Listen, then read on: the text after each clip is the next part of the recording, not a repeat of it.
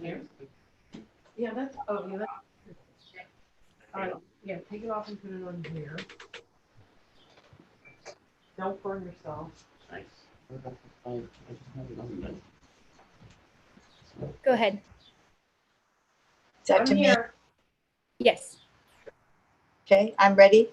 Ready to go? Yes. Hello, I'm Marilyn Fox. I'm the Artistic Director of Pacific Resident Theater, and welcome to PRT's Artist Insights series.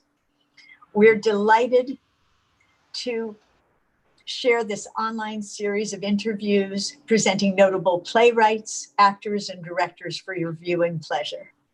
This is our first show, and we are so deeply honored to have playwright Theresa Rebeck as our first guest.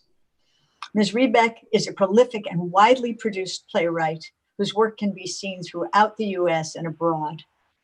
In addition to her playwriting, she is a very successful television writer and a respected novelist. Her plays, Spike Heels, Omnium Gatherum, Mauritius, Seminar, Bad Dates, What We're Up Against, and so many more have been acclaimed. And her most recent play, Seared, A Journey into the Brooklyn Restaurant Scene, was produced in New York in 2019 and was nominated by the Drama League and honored by the Outer Critics Circle. In 2018, Ms. Rebeck's fourth Broadway play, Bernhardt Hamlet, opened at the Roundabout Theater in New York, making Ms. Rebeck the most Broadway produced female playwright of our time. Welcome.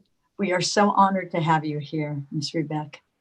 Well, thank you so much. That was lovely. I'm really happy to be here. Oh, well, we're thrilled that you're here. And I wanted to introduce our host, Rachel Bernie Needleman, who is also the director of our production of What We're Up Against, which we were in rehearsal for. And we do plan as soon as we can be back in the theater to produce for our audience. So welcome everybody. And we're very excited to find out more. Thank you. But now that what you just heard was my son kicking my dog's dog food bowl across the kitchen. So you're going to just have to be aware that, you know, it's COVID time and we're living in our own, you know, we're living and speaking in one place. Absolutely. If that's the worst thing that we hear, we'll be very lucky. Yeah, you won't hear anything worse than that. There is a moment. My husband is coming back. It's his birthday. He's off right now. We're in Vermont and we're making a big chocolate cake. So there might be a moment when I have to run over and make sure the icing is setting properly, but it'll only take a second. And No you know, maybe you'll get fun at some point. We'll see how that. Well, we are, like Marilyn said, thrilled to have you here. It's so exciting to have the opportunity to talk to you. Given what Marilyn just read about your resume, you've written for TV and film and the stage, obviously, and novels. Do you have a different approach or a different way of writing when you write in different forms? You know, that's a very good question. I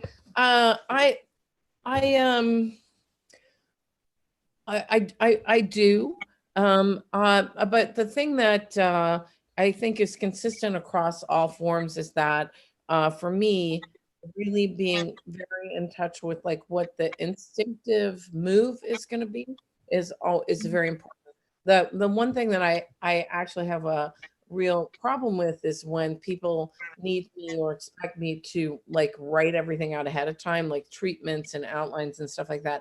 That never works for me because I learn so much from the writing that it doesn't explain itself to me well if I have to plan it all out ahead of time. So sometimes that's caused like stress in professional situations because but mostly like in TV or film where everyone really expects you to be able to narrate everything before you've written it.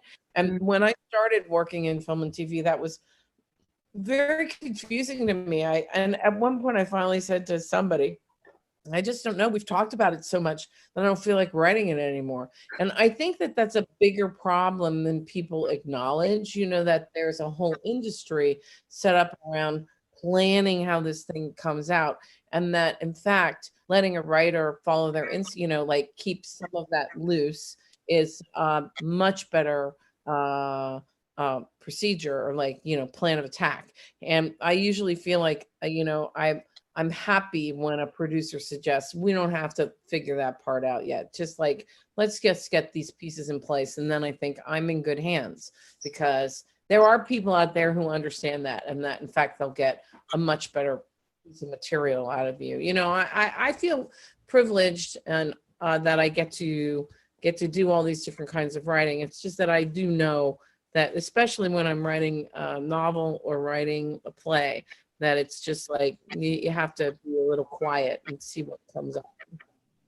So after you get through the first draft, figuring it out as you go, do you do a lot of rewrites, or do you feel like you do? I actually think that that's why I'm very calm around a first draft that's meandering, or things are coming, because I'm like, by the time you get to the end of that, if this, when you go back and look at it, you can go back and take it out or add, or I'm right in the middle of that process right now with a novel. And it's a novel that's cost me great pain. Novel writing is much more challenging to me. And I get anxious and avoid it. I'm not actually, everybody talks about how much I write and how fast, and it's true. I have a kind of, I'm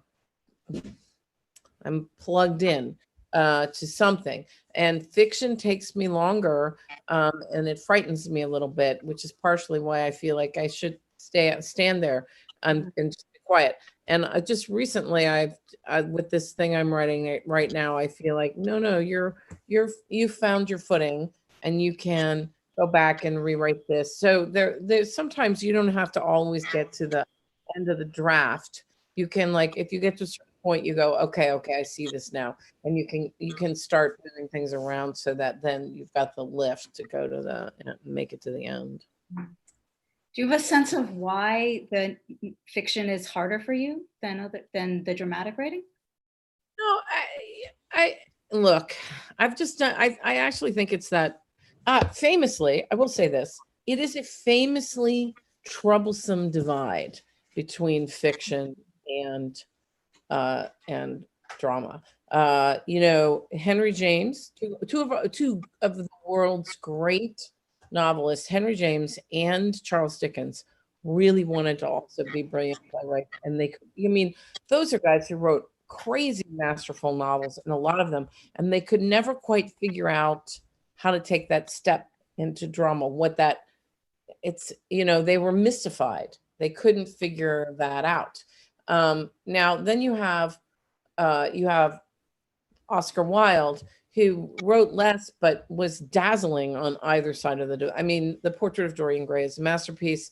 The Importance of Being Earnest, also a masterpiece. He also wrote De Profundis, a masterpiece of philosophical essay writing. He seemed to be someone whose genius could just lift him across into the different forms. And there are a few people like who do that. It feels like there's a kind of there's a real difference between, in fiction, there's a performance of language around narrative that is not required in theater, and so you don't practice that muscle as much. That in theater you're really standing inside characters and letting them define action, and that language is a way of defining character. Like, language is always an action because it's what the character says, and it defines both the character and the shape of the scene, and that creating a narrative voice and inhabiting a wider universe. Because in fiction you can, like, one of the first time I wrote a novel, I was just like, my God, you can go anywhere, which is not true in the theater. There is a kind of time and space and actors and audience being there that has a sort of reality, which I am addicted to in a way. But in fiction, anyway, fiction. So for me, fiction ends up drifting closer to screenwriting, because you you can depend on a sweep of storytelling in a way that you actually kind of can't in the theater. Does that make sense? It does make sense. That's so interesting. I never quite thought about it that way, but that's really interesting. How did you find your way to playwriting? How did you start out? I started very young. I was writing a lot. I was one of those kids who I was like, I'm going to be a writer when I was 6. So, but it's such an improbable dream. And I think that no one really took it seriously. I kept doing it. And then in high school, I started acting and fell in love with the theater the way so many people do in high school. That's like where we all go, oh my God, this is for me. And then I started to merge those two sides of my creative life, writing and acting into different, really different eccentric kinds of playwriting. And then I really did feel for a long time like that's what I wanted to do. But I've said this before in other interviews, it's just true. When I was young, I went to, when I was a kid, I went to All Saints school. And like 3 times a year, they put you in a bus. Yeah, you had to put $5 in a permission slip, and you went down to see the student matinee at Cincinnati Playhouse in the Park. And those were astonishing moments for me when I was very, very young.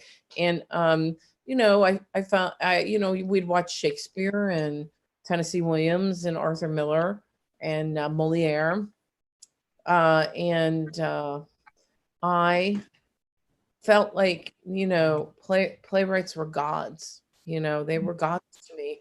And so when I started feeling like I wanted to be a playwright, it was because it was kind of the mightiest thing I could imagine for myself.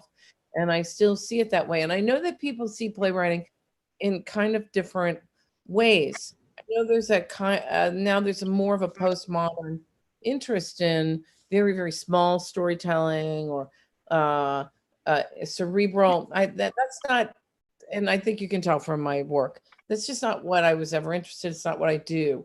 I'm interested in something epic and heartful and funny.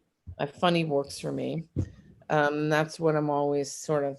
I'm swinging for the fences from what I learned from those masters, Chekhov. I mean, sometimes people ask me, who are your favorite playwrights? And I'm always like Chekhov, Shakespeare, Moliere. They kind of think I'm going to say somebody more contemporary. And I'm like, I don't know, man. I'm just like looking at what those guys did. I see myself in that continuum. Like, I know that's bold, but that's who I learned from. Yeah, well, I think one of the things that I really love about your work that I think it shares with the greats is that you have an amazing ability to connect the epic and the things that are like the moral pillars of the universe with just like what it's like to live through the world. Yes. And to me, I feel like that's very rare because to me, you sort of capture what I think of as politics, like what politics actually means, because it's like the way people live in the world, dealing with the things that are the most important to them and the moral questions that are the most important to them. So I totally see that in your work, and it's one of the things that I think is so great. I'm wondering, what are the when you get in. Oh, I'm just right here. I just have to check the icing. No worries.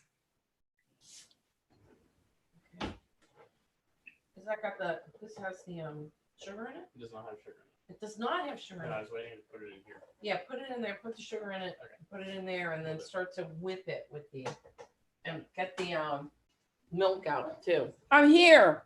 I'm just my sous chef is making the ice chocolate cake. So thank you for your patience. Of course, no problem. When you're inspired to write a story, what are the things that inspire you, or what are you looking for in something that's interesting to write about? You know, I gotta be honest, I'm interested in, I'm interested in large philosophical and psychological questions that really go at what it means to be human and what it means to what civilization is attempting and what history reveals and doesn't reveal. I mean, I feel like you look at Arthur Miller's plays, he's one of my, I just worship his work. I really do. I mean, I like, you go, look, I understand nobody's perfect. But I think what he was going after are big, profound truths that are revealed in structure and in character. And I had the opportunity to direct. The first job I got as a director was doing All My Sons at the Alley Theater, in like a really major, large production in like a 700-seat house.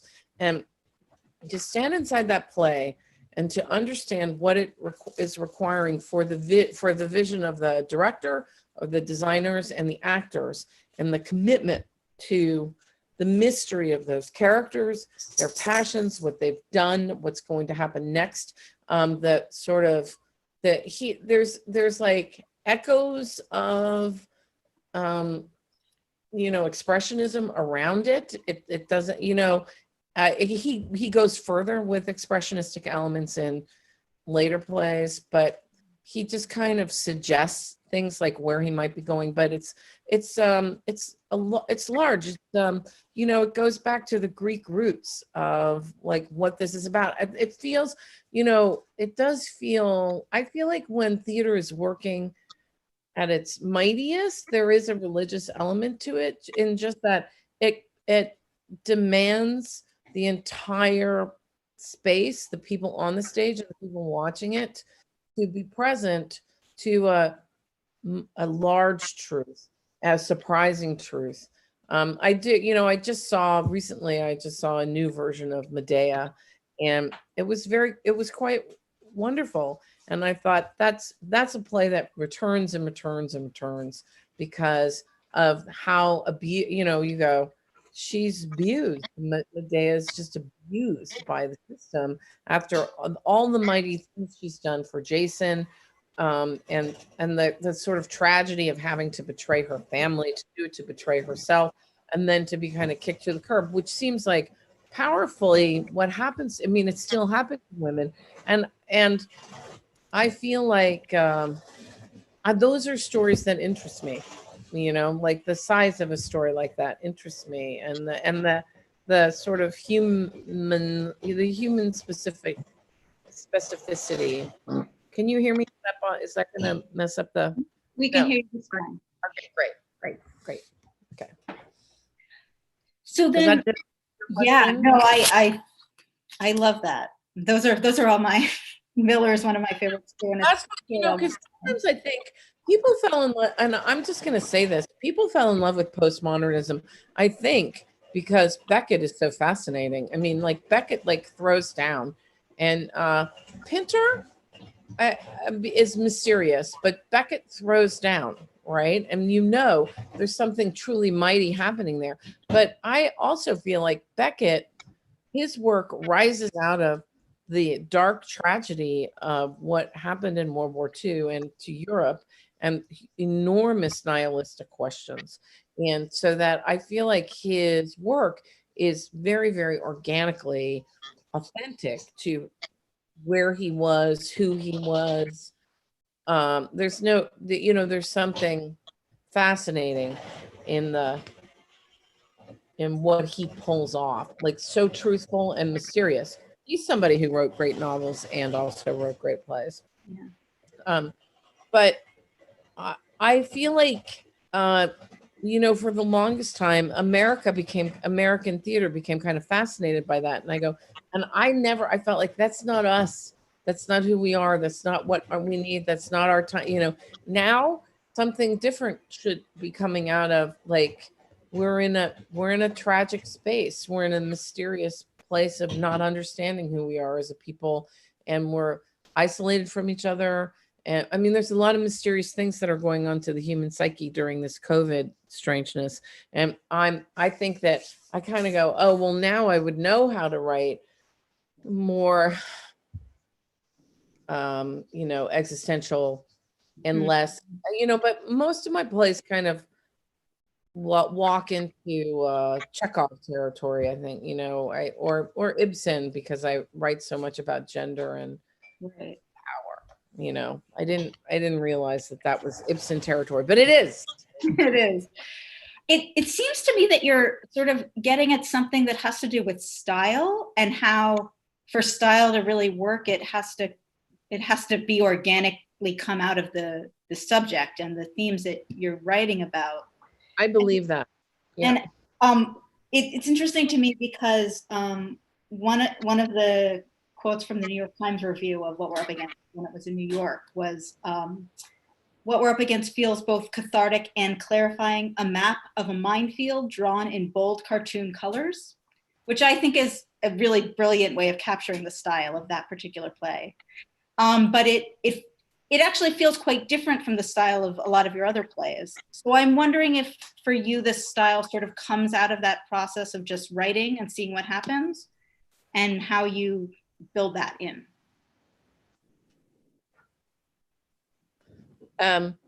I think sometimes style comes as much out of where I am personally. I don't know why. In retrospect, I go, that was right for that play. It was kind of fiercely written, and because I finally went, I was in a very, there's so much forward motion in it. Like this happens, then this happens, and this person does this, and this person does that. I mean, it seemed very marked by the subject in that, it's a workplace, and there are people, it's Machiavellian in its way, that everybody's trying to one up each other. And I know it was informed by my own experiences in the workplace. But I don't, right now I'm working on something that is about death. It's about someone who's got to be home with his father, who's a nightmare, while the father is now in hospice care, and there's a hospice nurse, and brothers and sisters are coming in anyway. So I was like, so it's sort of like wrangling with death, which means it sort of opens up spiritually more easily, that, but at the same time, so there's no forward motion, but then there's plenty of forward motion. So maybe it's subject matter that dictates that, because I feel like in office space, there's so much duplicity and moving, I think that's what I was responding to. That's why it carried that kind of, so maybe there is a way in which my instrument goes, what's the proper tone for this subject? It's very, I will say I feel it's an organic question. And there are moments recently where I've gone, everything doesn't have to be organic. You could just make them do it. Just make them do it, and then go back and rewrite it. But a lot of times I won't move my characters around. I have to wait until they start to move themselves, and then I go, oh no, I'm not going to let you do that. But but I there's a lot of surrender to the subject and who shows up.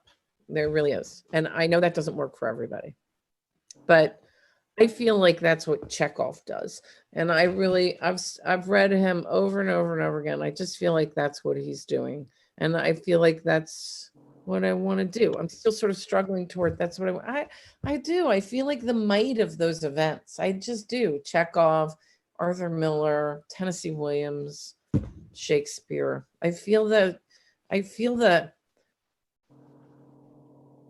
sometimes I think, I will say this, sometimes I go, have I wasted my life? Do you know what I mean? Is this such a stupid thing to do? Maybe I've wasted my life. I should have been a doctor. I could have helped people. I could have been a doctor without board. I go into deep self-doubt. But then I think, well, this is just where you are now. There's no turning back. And that when I think of it that way, around like, what are the largest truths that you can reach for and how to explain them in this form, that feels like a mighty task, and that it's a task that's not given to everyone. It's a deep honor to be, to have the universe entrust me with that task. Well, I would certainly agree with that. And I think that for me is also one of the reasons I do this and not something else. Do you Right. think this is maybe a little bit I see that. unanswerable? Yeah. But do you think there is an effect in the world of doing this, of asking these questions and thinking about the answers? I don't know. I don't know, but I do think it's better than, wow, look at this. You should see this. Look at this. I mean, it's like more important than making chocolate icing. I'll say that. Okay, wait. It's gorgeous. Super. It's All gorgeous. My son is here. Come in and wave. Hello. He made the icing. It's so beautiful. It's all It's first. He taught me so everything. okay, baby. That is great icing, but you have to let it set a little bit because Okay. it'll just run all over. He like made gorgeous chocolate ice cream. I'm sorry. It's my husband's birthday. We're gonna like make a mighty cake. Excellent. Do I think it makes a difference? I don't know, but I think it makes more of a difference than religion. And I know that religion is out there like claiming people's hearts and minds. And I think that this is something that can open people's hearts and minds. It can, but at one point somebody said to me, yeah, I don't know, we all think we're going to change people's hearts and minds, but wouldn't we have done it by now? And I'm like, well, I don't know. It does feel like storytelling, you got kind of think storytelling is a part of what it means to be human. It does feel, that feels true. It also feels true that certain people are marked to be our storytellers. And there's something almost shamanistic about it. I will also say that there are times when I write things that come true, like 5 years later. That's happened many more times than I would, like a lot of times people say to me, you're ahead of your time. And I think I'm not ahead of my time. I'm writing exactly about the time that I'm in. You guys should listen more, Right. because like, especially with what we're up against, I wrote that in 1992. And it does feel like, maybe if you guys had like all been like, wow, not you, but like Yes, the world. why the fuck didn't people like go, this is what it's like to be a woman in the workplace right now? Why did it take 30 years for people to hear the truth of that? I think that we should be listening harder to our storytellers, and it would make more of a difference. I do think that gender plays into that. I think that people are not listening to women. I think if they listened to women with their ears on, we'd get further. And that's essential. Then we would, I would love to believe that the world does not necessarily have to ram itself into catastrophe before change comes. And that storytelling is one of the ways we understand each other. And I worry about storytelling being degraded. I worry about like corporate culture being in charge of so much of our storytelling. And if you like go and see what's on, there's like a zillion channels, a zillion shows right now, and so many of them are just like unwatchable.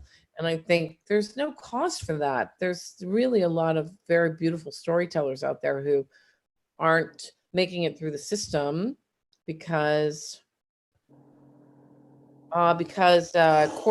corporate structures are looking for a certain kind of thing that are not necessarily the truths that are ready to be spoken. Does that make sense? What I just said? I think Of course. Yeah, absolutely. So since we're on what we're up against, I would love to introduce the cast to you because I know they have some questions and things about the play that they would love to talk to you about. Before I introduce them, just for the people who are watching, so when we did our workshop production of the play, we described what we're up against as a barbed workplace comedy about power, prejudice, and air ducts. And I'm wondering, That's right. how you would describe the story of the play or what it's about. That is exactly what it's about. I've always thought, I don't understand why. How many times have we all seen? I'm listening. It's 7:00 here, so I'm having less fun.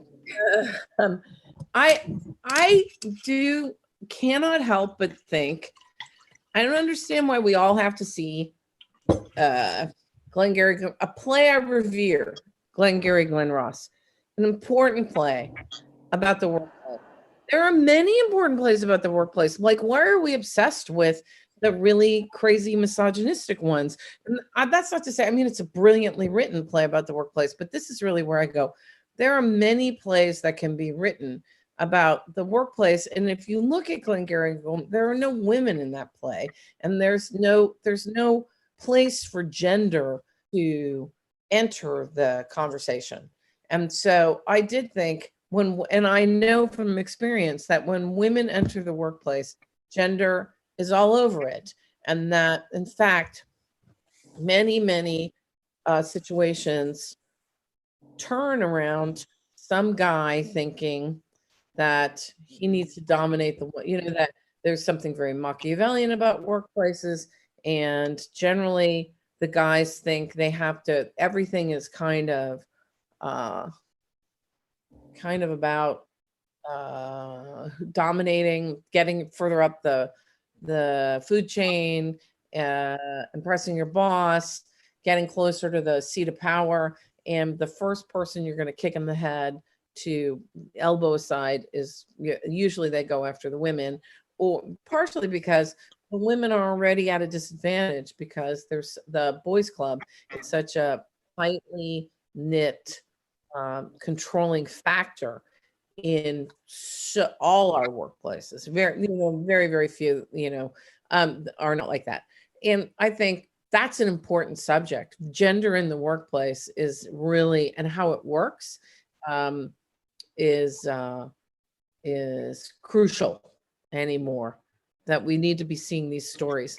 And it was exciting when we finally did it in New York. It took forever. I mean, I was like, why it took that long? Those are real questions. I'm mystified as to why theaters don't see plays that really throw down around the subject of around gender and how it plays a part in all of our lives. I don't understand the kind of obfuscation of that.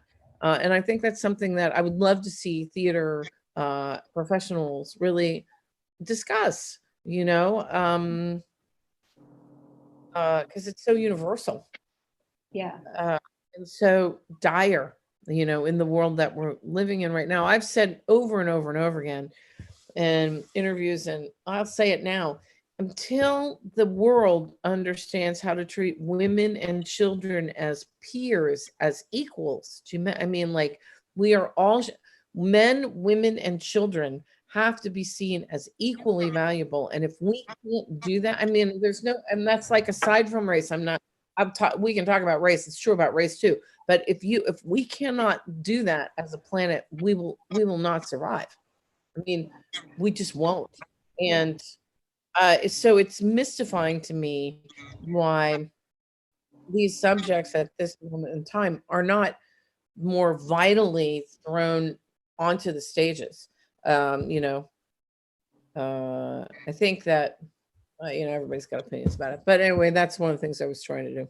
Yeah, well, I definitely think you've done that. I think one of the things that's so phenomenal about the play is that you deal not only with the woman who comes in and can't get treated equally and can't get respected for her work and can't even get the work because the men don't want her there at all and don't want to acknowledge her as a peer, but also the woman who's taken that to heart and decided that her way to stay in is to accept it and to not make waves and to hope that one day that will change.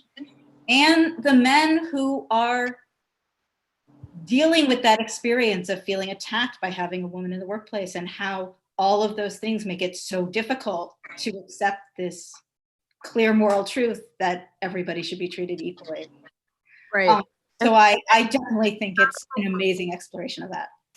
I feel like excellence out of a woman should be honored. I mean, I cannot tell you the number of workplaces I've been in where you just go, they just don't like that. That's excellent. They just don't like it because it came from a woman. And that is really like, that's a disaster. That's a disaster for where we are politically and socially. You know, we need to be hearing from everybody. So I'm really always really happy. Like we are clearly in a terrible spot. And it makes me always happy to see really brilliant female doctors up there just telling the story, because I feel like we're such a dire situation that no one gives a shit like what gender that person is. You know, you just go, she's right. Or, you know, like where's that woman I really like? Or where, you know what I mean? There's a kind of desperation for truth and competence and a solution. And we're in such a pickle that no one gives a shit where it comes from, but that's not always the case. All right, well, let me introduce the cast and have them jump in here. We have Jennifer Sorensen, who plays Eliza and is also my co-producer on the show. She actually found the play and brought it to us. Brendan Farrell, who plays Stu in the play. Ron Guerin, who plays Ben. Christian Cordula, who plays Weber. And Katie Downing, who plays Janice. And let me throw it over to Jen for the first question. Hi, Theresa. Okay. Hi. I'm Jennifer Sorensen. I play Eliza. Let me just tell you that the question of whether or not you have an effect in this world is absolutely true.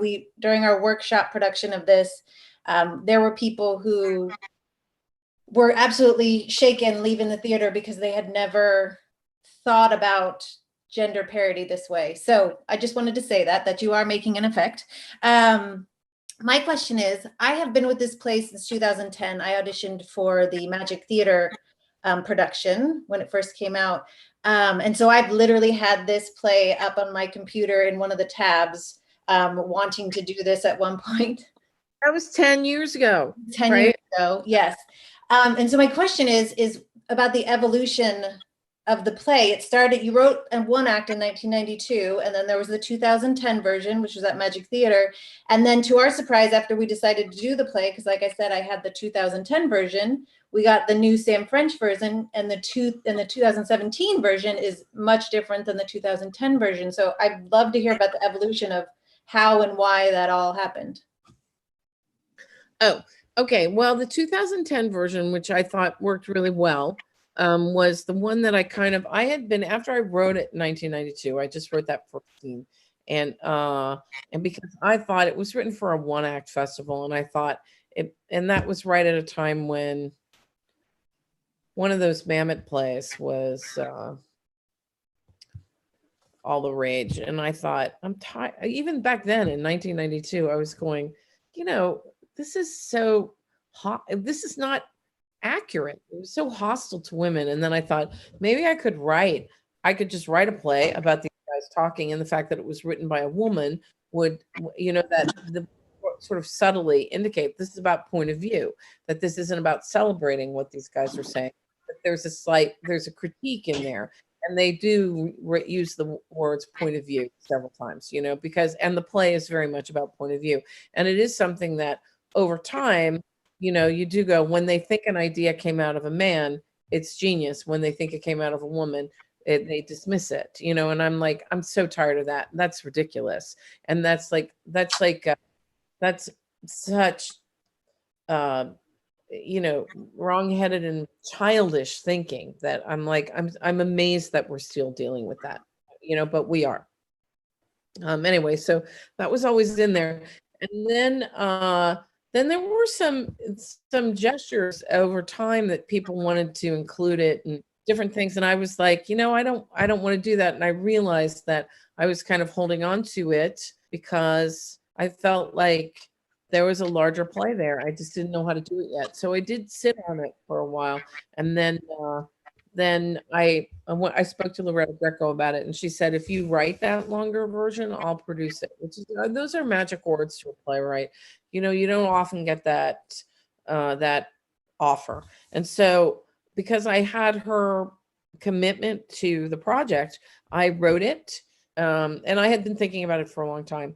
And I was really proud of the production that we did at the Magic, but it was very much kind of a first production. And then after that, I felt like there was further room to develop the play in terms of the Janice's character, you know, that there it was a little, she was kind of set up in the first pass through. She came across a little bit too much like a sellout.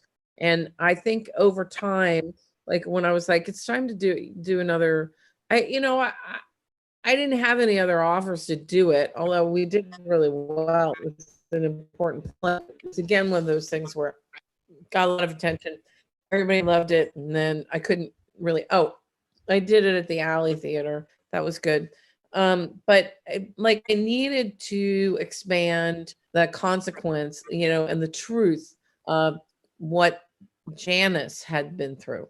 And so when there was interest, there was a couple of New York theaters that finally became interested in it. And I had a series of readings. And honestly, I worked with Christine Lottie on it, she was kind of going to do that part for a while. And it became really clear that the story was about what one woman had to do to get through these very, very discriminatory work environments, and then what this other woman was willing to do or not willing to do, and then the way they threw each other under the bus. Because I really do feel like that's part of the equation anymore, is like this mysterious idea that sisterhood is gonna save us is completely wrong-headed. We've just been pitted against each other so long, and that's just true. So that was kind of how the evolution of the play happened. Did the 2017, I was trying to look at the chronological order of it.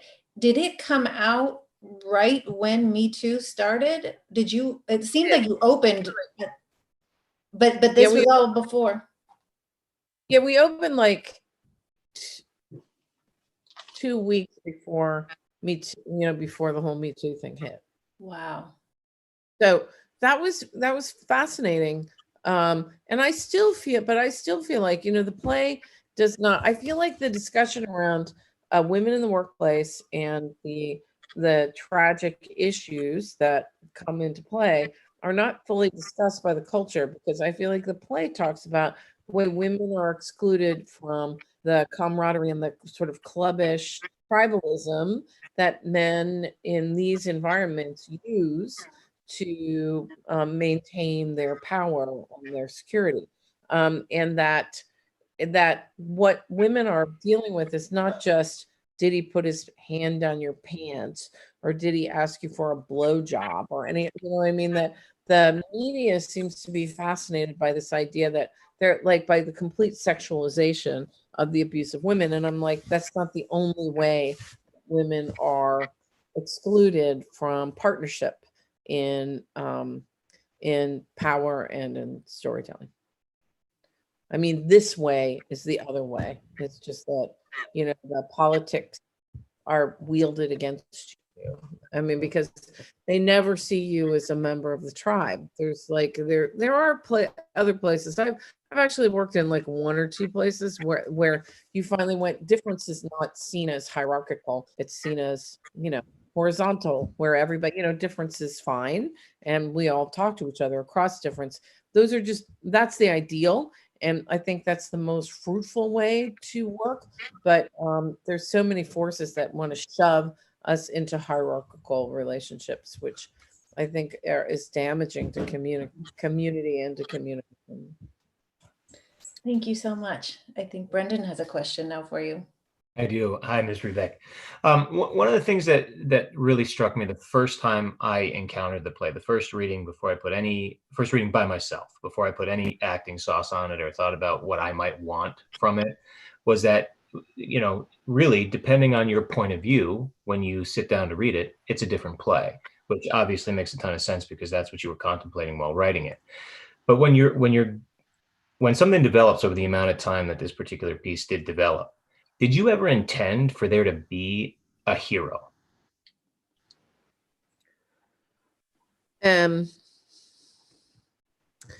A hero.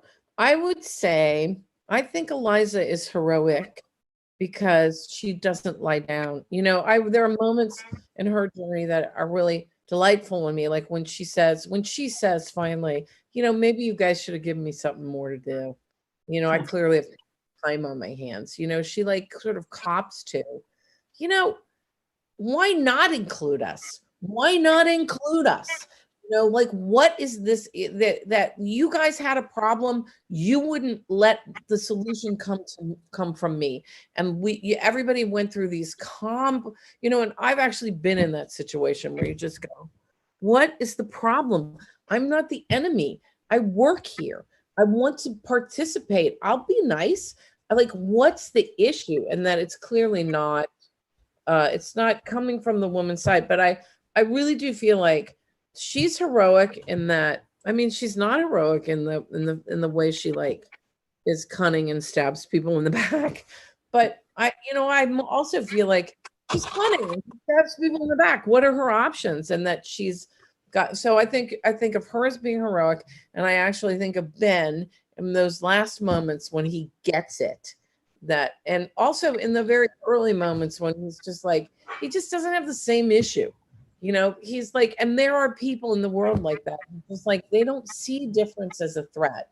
They're like, oh, really? That, you know, that moment when he says, did she like, what, did she have a solution? Because I can't actually, you know, he doesn't really care where the solution comes from, but he's got to collude in the language of the workplace because it's dangerous otherwise. You know, that's just the, so I do feel like there's elements of heroism in those two characters. Those are the characters who will save the world someday if we're lucky. Thank you. Christian, you had a question. You want to go ahead? I do have a question. Hey, Theresa, I'm Christian Cordula. I play Weber. And I wanted to ask you about humor. The play, you know, takes on gender relations, power struggles, and inequality in the workplace, all very hot button topics, but it's also a very funny play. There are several moments of tension and frustration punctuated with comedy. And my question is, how and when do you know to use humor effectively? You know, generally, because this is who I am, I die for any laugh. You know, like I just go after it. Yeah, I think the play really can stand, and especially with Weber, I think he's a character who I've given permission to, like, that's part of his, like, he's like bro charm, you know, like, and he thinks this is where his, I've known plenty of people like this too. That's like, that's, and he's good at it, you know? So I think that Weber is a gift that the play has given itself, and that, you know, because I always kind of wish I had written a funnier Eliza, but she's frustrated and angry, and she like, so when she like comes out with something interesting, you know, she quips. But it's not, you know, when she says, maybe you guys should have given me something more to do. I think that's funny. I'm probably the only person who does. No, that definitely got laughs for sure. Oh, it did. Yes. Oh, good. Because I also really like the because you're a Nazi collaborator line. That was every night. Yeah, I like that too. I do. I think she's funny, and I think Weber's funny. Well, thank you. It's a pleasure to play. He's super fun to play. So thanks for being here. Appreciate it. Yeah, good. Do you feel like the comedy, how do you feel like it interacts with the sort of underlying tragedy of the play? You know what I think? That's a great question, and I have to tell you, I think that you really, especially since you've got another chance, you know, like whenever this is all over, and that you're going to look at it again, I would go for as much comedy as you want, and then decide, is this the wrong place for that? I mean, because you'll feel it. Like, because sometimes in my plays, every now and then I go, you know, that's not a good laugh. You're gonna have to kill that laugh, you know. And the only recently have I understood that sometimes you go, you don't want to laugh there, kill the laugh. And you know, do whatever. There are many ways we all know how to not let a laugh happen. And if you want some more hints, you know who really, this is like a really fun thing to brag about. Is the person who taught me the most about killing a laugh was Alan Rickman, because he was like, if you don't want to laugh there, you know, the laugh does not belong there. We're gonna kill it. And I was like, oh, we're gonna kill a laugh, because for so long I was like, I never really hit the point of those are not laughs you want until like the last 7 or 8 years, where I finally went, people are hungry to laugh. And if you let that run away with you, then the darker colors sometimes don't come through.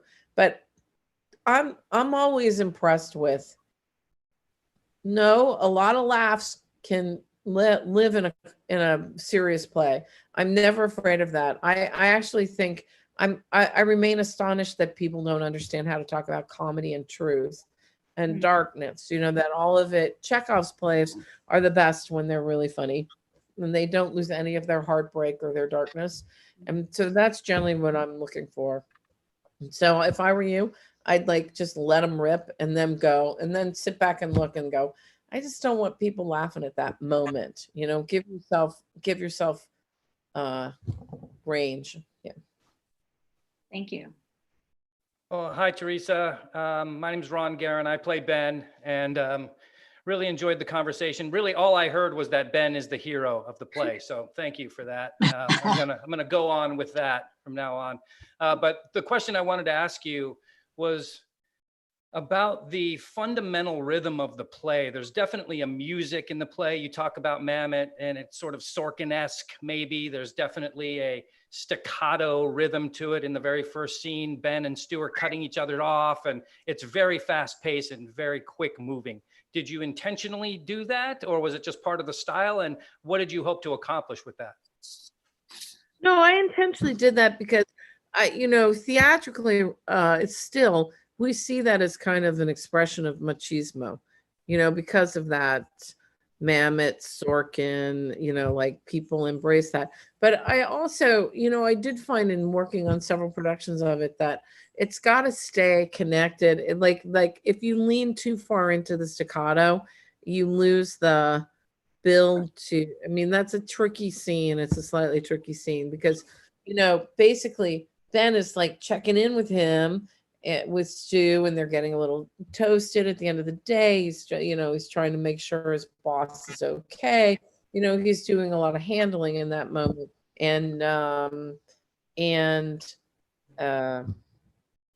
So you have to stay connected. So it can't drift too into like, you know, a lot of Mamet territory. It's just like style over substance. And I think that you got to make sure you stay on the substance side, because there's enough, like it's more referential than anything, that Mamet stuff. It's, you don't have to lean into it. You can like let the play be itself. Yeah, that makes sense. Thank you so much for your time today. That's all I've got. It's a pleasure. It's a pleasure to meet you too. Thank you. Hi, I'm Katie Janice, and so much of my question was talked about because I was thinking about how like this epic nature, and that the characters have this strong point of view. Like I'll speak for Janice, like she has got an idea, and it works for her, and or for me. And so I was thinking about, and you also touched about how you were kind of, people say you're a little bit ahead of the time with writing, because for me, there's such a polarity in our political climate and in our COVID, everything. There's such a polarization of conversation. And I don't know, it's probably a big question, but I'm wondering if that is impacting your writing now, and if it impacts how you look at this play.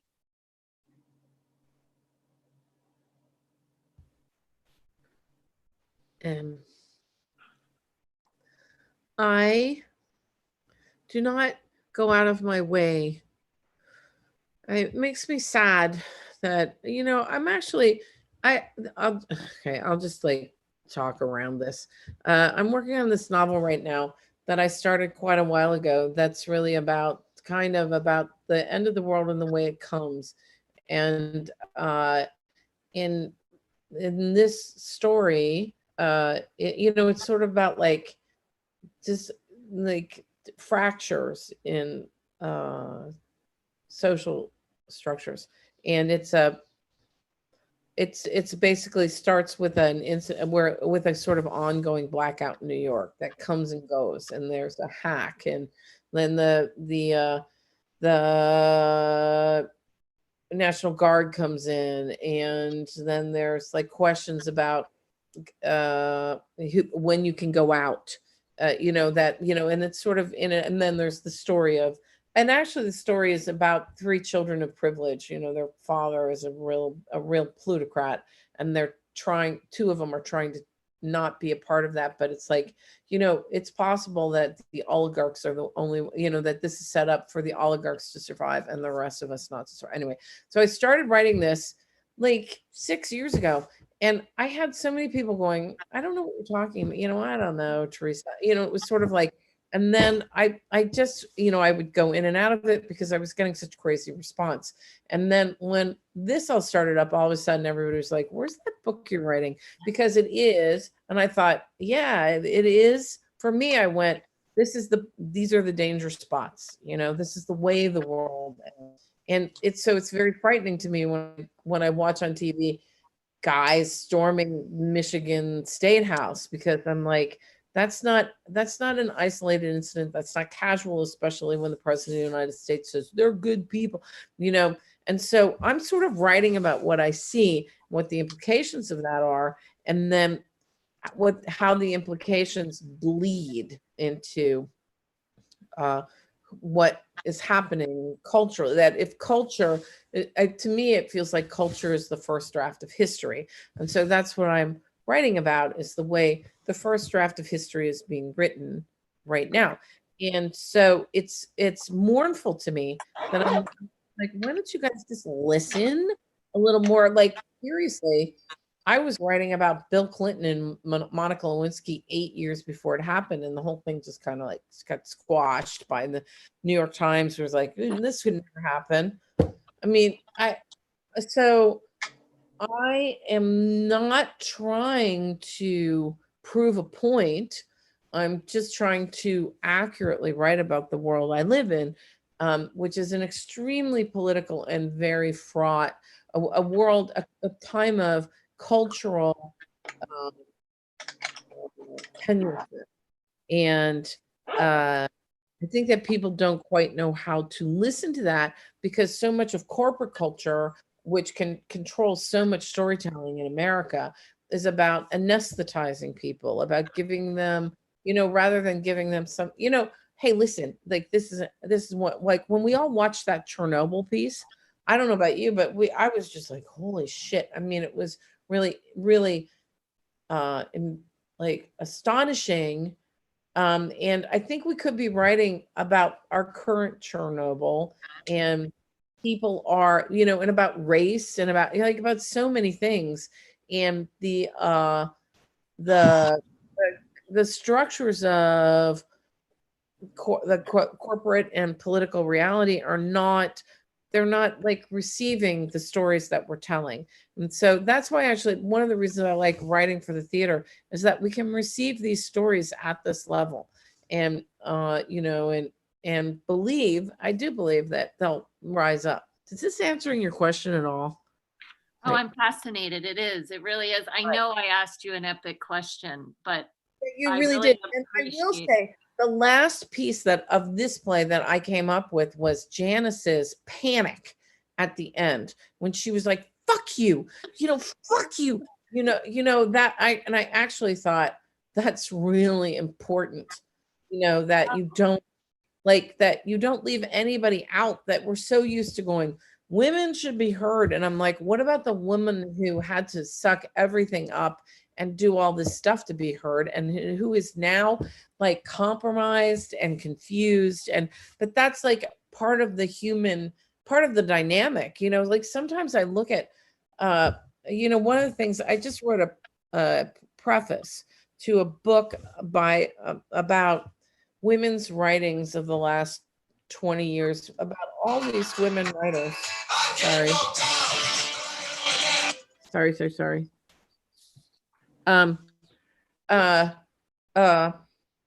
It's about all these women writers who just were shut down and silenced for 30 years. And then all of a sudden Me Too happened, and then they're like, oh, you know, we should be listening to women more. But they didn't go and go back and look at what those women were writing.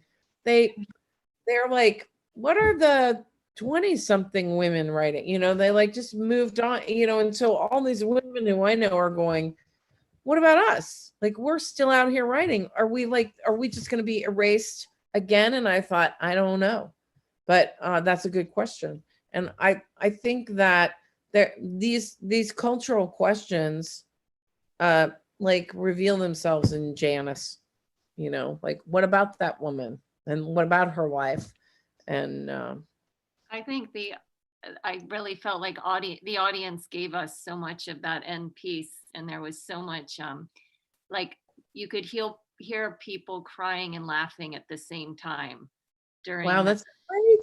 At the end. Yeah. And I mean, I don't know what happened at the end. I think it was the audience who gave it to us, but it was, or your writing, I guess, but it did. I think it touched that. Thanks. Thank you. Well, and I actually think it goes to what you were saying earlier about the humor, because Katie found this amazingly hysterical way to start that scene.